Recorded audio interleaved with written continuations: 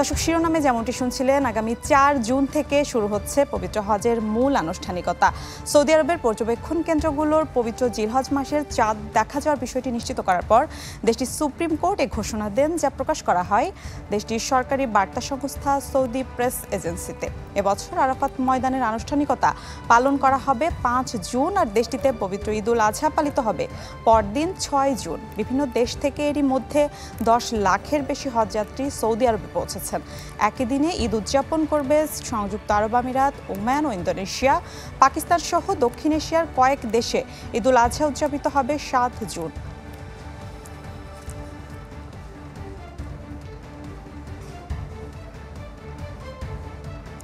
দর্শক, হজের সবশেষ জানাতে মক্কা থেকে আমাদের সাথে যুক্ত হচ্ছেন সহকর্মী সৈয়দ আহমেদ ভুঁইয়া।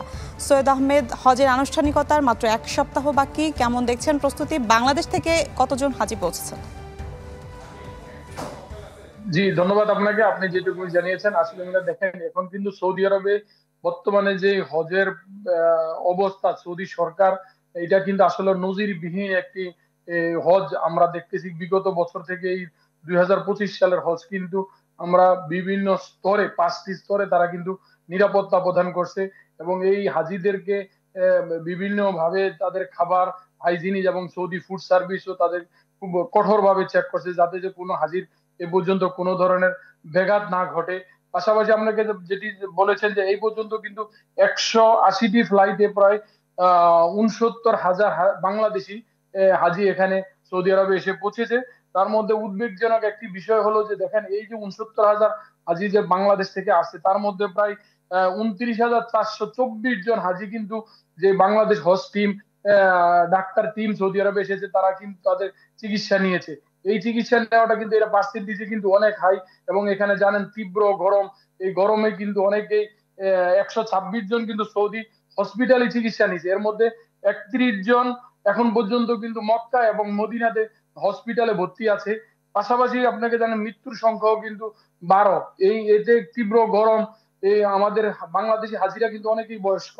এই যে আগামী 2 দিন পরে যেমন জুমার খুতবা, যিনি মক্কা ও মদিনার আর প্রেসিডেন্ট আছে শেখ আব্দুর রহমান আল সুদাইস, উনি বলেছেন যে আজান থেকে পরবর্তী 5 থেকে 10 মিনিটের মধ্যে জুমার নামাজের যে শর্ট টাইম তারা করে দিয়েছে, যাতে যে তীব্র গরমে হাজিদের কোনো ক্ষতি না হয়। আরেকটি জিনিস, খুব একটা সুখবর হলো যে আজকে আমরা দেখতে পেয়েছি যে যে সৌদি সরকার যে আরাফাত, যেখানে হজের মূল আনুষ্ঠানিকতা শুরু হবে মসজিদ নামিরা, সেখান থেকে মুজদালিফা, মুজদালিফা থেকে মিনা এই পর্যন্ত এই জায়গাটি সাদা রাবারের একটি আসপট তারা দিয়েছে ফ্লোরিং এ, যেটা তারা হাজিদের কিন্তু পায়ে হেঁটে তারা কিন্তু যদি হাঁটে তাহলে কিন্তু কোনো ধরনের তো রোদ্রের তাপ বা তাদের পায়ের কোনো ধরনের গরম অনুভব করবে না। এই জিনিসটা কিন্তু আসলে বিগত বছরগুলির দেখি ছিল না। তারা কিন্তু যদি কারো যদি ধরেন জুতা পায়ে দিয়ে হাঁটতেছে, তার জুতা হয়েছে, সমস্যা হয়েছে, কিন্তু সে পায়ে হাঁটাটা কিন্তু খুব রিস্ক ছিল। এখন কিন্তু এই বছর এটা কিন্তু সৌদি সরকার এই যে আজকে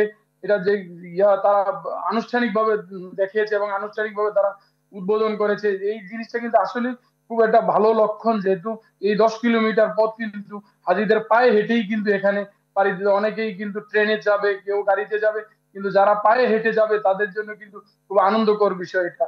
পাশাপাশি আপনাকে আরেক কিছু, এই যে হজ বাংলাদেশিদের যারা এখানে যদি কোনো ধরনের আনুষ্ঠানিকতা ছাড়া যদি কোনো বাংলাদেশি হজ করতে যায় বা কোনো ফরেনার হজ করতে যায়, সৌদি যদি সরকার তাদেরকে যদি ধরতে পারে, তাহলে কিন্তু মোটা অঙ্কের জরিমানা তাদের গ্রহণ করতে হবে, পাশাপাশি তাদের জেল খেতে হবে। এই টাকার অঙ্কটা কিন্তু অনেক হিউজ, 1 লক্ষ রিয়াল, যেটা কিন্তু এই জন্য তারা বারবার সৌদি প্রেস এজেন্সি এবং সৌদি সরকার বিভিন্ন।